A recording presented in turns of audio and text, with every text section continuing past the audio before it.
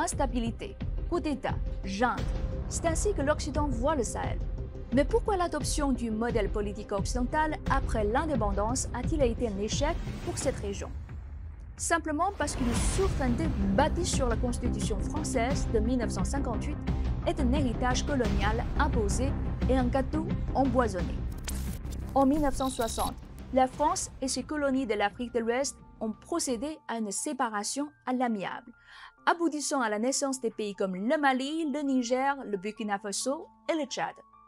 À la différence du Vietnam, 9 ans de guerre sanglante, et de l'Algérie, 8 ans de combats acharnés, ces nouveaux États ont obtenu leur indépendance sans effusion de sang.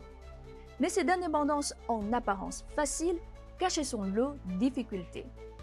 À son départ, la France a offert sa constitution de 1958 comme cadeau d'adieu aux nouveaux États. Résultat, ils ont voulu reproduire à l'identique le système français, y compris les élections présidentielles. Sauf qu'en France, un pays industrialisé, le budget de l'État couvre facilement le coût des élections. Pas au Sahel, l'une des régions les plus pauvres du monde. Une simple recherche sur Internet donne des résultats étonnants. Ces États avaient besoin du soutien financier de pays étrangers pour organiser leurs élections. Est-ce que les pays donateurs ont influencé les élections? Ce n'est pas notre sujet aujourd'hui. Mais le fait qu'un pays ait besoin d'argent étranger, pour ça, c'est vraiment étrange. C'est comme si vous deviez emprunter de l'argent pour faire un check-up médical. On met combien de milliards à organiser des élections? Combien d'hôpitaux ces milliards pouvaient construire? Quand la population peine à satisfaire ses besoins élémentaires, des élections coûtant des millions d'euros apparaissent comme une aberration. Certains objecteront que les élections sont vitales pour la démocratie. Certes, mais à quoi bon la démocratie si elle ne nourrit pas son peuple? Ce n'est pas une affaire de dirigeants.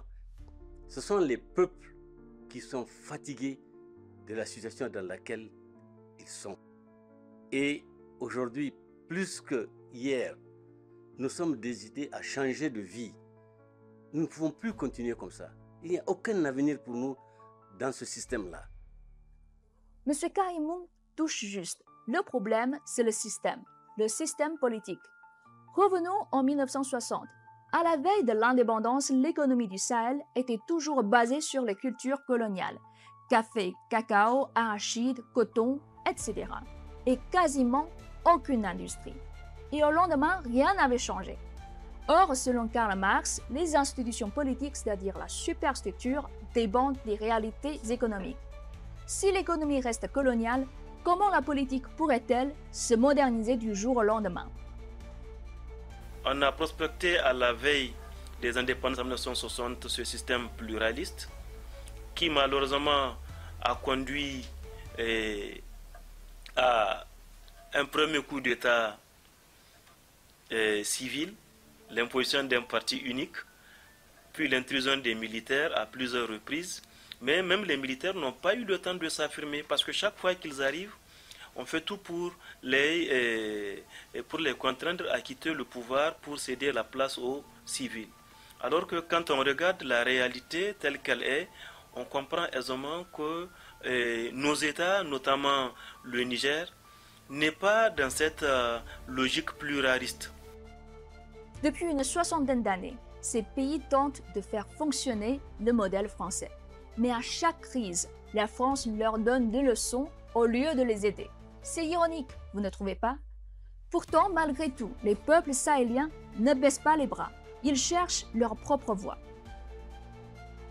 Mais aujourd'hui, je prône une démocratie qui obéit et qui répond à nos valeurs africaines. Et cette valeur africaine-là, c'est quoi? C'est le respect de la dignité humaine. C'est le respect de la tradition. C'est le respect des coutumes. Ce sont des valeurs qui doivent nous guider dans la rédaction de nos constitutions futures. En 2023, le journaliste Alain Foka pose la question: peut-on changer nos constitutions? Début 2024, le Burkina Faso fait un pas historique en amendant la Constitution. Le français n'est plus la seule langue officielle, mais une langue de travail. Les médias occidentaux voient un signe de déclin de l'influence française, mais en réalité, c'est un choix logique. Seulement 24% des Burkinabés parlent français, loin derrière des langues locales comme le moré et le diola. C'est pareil dans d'autres pays sahéliens.